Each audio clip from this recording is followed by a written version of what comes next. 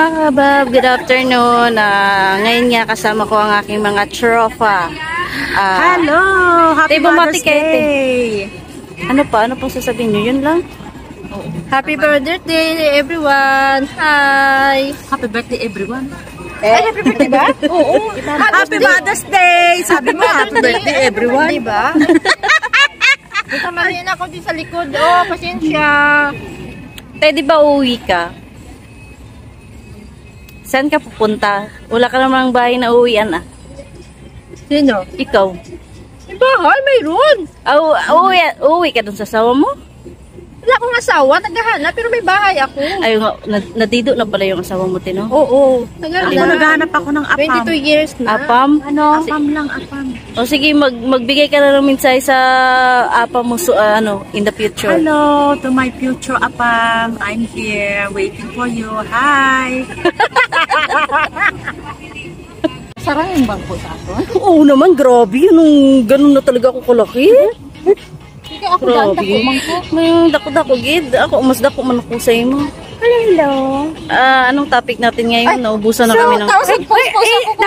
dapat mag-bus ka. Yung bigla mo, Englishin mo nga yung ganito.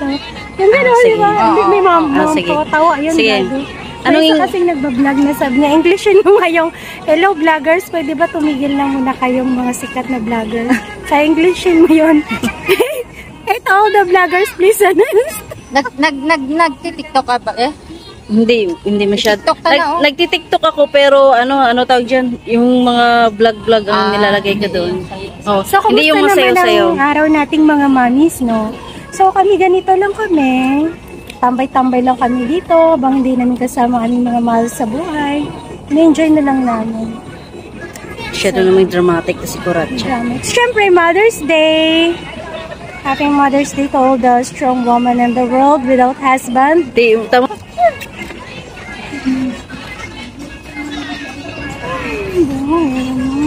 Si Miss Pork again, no? May mga itatanong lang ako dito sa mga kasamahan ko. So, hindi to, guys, ano tawag dyan? Walang script to. Ate Irish, ilang taon ka nang hiwalay? More than 7 years. 7 years. Sino yung unang nagloko? Sino yung unang nagloko? When nasa Lebanon ako, siya. Pero may mga, nung nag-abroad ka sa Middle East, may mga na-invest ka? Wala. Saan napunta yung pera? Napayos ko lang ng kunti yung bahay ng nanay ko.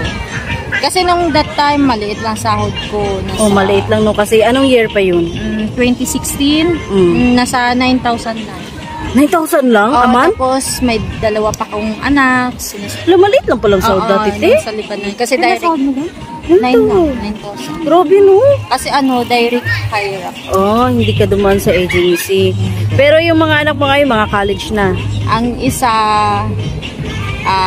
Manog College, next year. Ang isa, grade 7. Pero wala ka nang balak makipagbalikan dun sa ex mo? Wala na kasi may sarili ng pamilya. Partner na siya tapos isang anak na lalaki.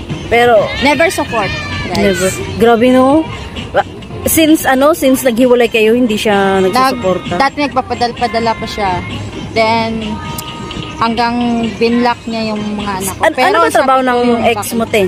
Driver, company driver. Marami din yung benefits. Malaki sahod niya. Kasi isang sikat na company sa Manila. Tapos hindi man lang nagbibigay ng... Pero yung anak mo at saka yung tatay, maganda yung communication o wala talagang communication? Wala. Kasi binlock niya. Pero sabi ko sa mga anak ko, hindi yung tatay lang nag-lock sa kanila. Yung kabit. Wala kang balak na wala kang balak na kasuhan sila? Siguro, sabi nila mabait ako pero kung saan siya masaya. Wag na lang, no? Ang importante dyan, naibigay mo naman yung mga pangangailangan ng mga bata. Focus na sa mga anak ko. Pero, may balak ka pang mag-asawa? No. Wala na? Na lang, enjoy na lang. Enjoy na lang. So, pagtanggal stress sa buhay natin. So, kung anong mensahe mo sa 20 years from now, anong mensahe mo sa sarili mo?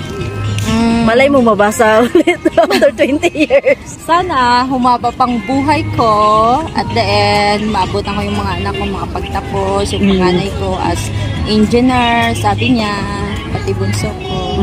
Yung tipong nakikita ko na balang araw, Maayos ang kalagayan nila. saksi sila, tapos yung magpapahinga na syempre, pagod din tayo. Ikaw, Kuratcha, nung minsay mo sa sarili mo 20 years from now? Minsay ko sa sarili ko 20 years from now, sana hindi nakatulad ni ngayon, yung magiging buhay ko. Ugod-ugod ka na nun 20 years. Wala yun, diba? After 20 years. 50 plus ka na nun. 50 plus, no? After 20 years, siguro. Yung mga, maghihintay na lang siya ng padala ng galing sa mga anak niya. After 20 years yon, yung anak ko siguro nasa ibang bansa na, nursing na siya. Gano'n naman talaga yung pangarap natin sa mga anak natin. Yung... Ikaw naman? Ako? Ano lang, kasi wala na rin akong planong mag-asawa pa. Hindi ko naman sinasabi na wala akong balak. Pero for now, parang comfortable ako sa buhay na meron ako. Tapos yung plano ko kasi nakapokus lang ako sa future namin ng mga bata. Basta ang gusto ko lang makapag-pulgood ako, magkaroon ng savings, tapos makapag-start ng business, tapos mapatapos ko yung mga bata. Kasi actually naman yung ex ko is tuloy-tuloy pa rin yung allotment na binibigay niya sa mga bata. So, okay lang sa akin. Communication. Hindi naman sa maganda yung communication nila kasi yung tatay tumatawag, siguro pag tinutubuan siya ng konsensya, tatawag siya sa bahay. Pero pag hindi naman, wala siyang kontak sa bahay. Ganun lang yun. Pero naiintindihan ko naman kasi ano siya May family ba siya? Meron na, kasal na siya at saka may dalawa ng anak. So, hi ex! Sana ligtas ka dyan sa kung saan ka naka-assign. Sana pag may mga, tawag dyan? May mga blessing na dumating. Hindi, wala.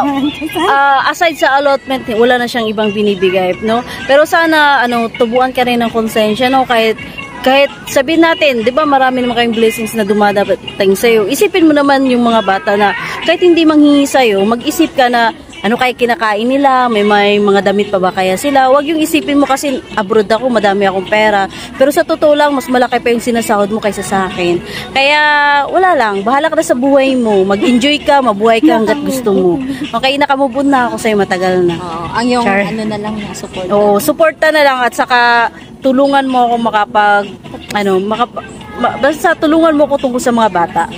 Kasi hindi ko rin kakayanin pag ako lang, dalawa sila tapos magkolehiyo, magkano na yung sinusustento mo. Pero at least malaking tulong na yun para sa akin. Nakakapag-invest ako, nakakapag-savings ako kahit papano. Wala na akong galit. Kasi masaya na ako. Kasi kung hindi nangyari yung mga problema doon kung hindi nangyari yung mga pagsubok na yon, wala ako dito ngayon. Saka hindi ko na-enjoy yung buhay ko ngayon bilang single. Saka ngayon ko lang kasi na-experience na, alam mo yung naging malaya ako, tas yung sahod ko strong independent woman. Yung sahod ko is talagang natitikman ko kasi nakakabili ako ng gusto ko, nakakain ako ng gusto ko. Nakaka-shopping ka ng Uniqlo. Nakaka-shopping ako ng Uniqlo, tapos nakakabili ako ng cosmetics, nakakapagpaganda ako at saka nakakabili ako ng Borloloy. Di ba? Okay, yun lang mga kahabab. Hello ex, nakakabili siya kahit wala ka. Ito sinayang mo ang ganda-ganda. Ay, joke lang ha. Mga joke lang yun mga kahabab. Okay, thank you sa panunood nyo at sana ipatuloy nyo pa rin akong suportahan at sa aking mga vlogs. At of course, hindi lahat ng kulot ay salot. Ako lang yung kulot na maswerte sa buhay. Hindi man ako sinuwerte o pinalad sa pagkakaroon ng responsible na asawa or whatever. Pero at least, yung situation ko dito sa Singapore is nakakahinga ako ng maluwag. Okay, bye-bye! Magbabay na nga kayo. Bye guys! God bless!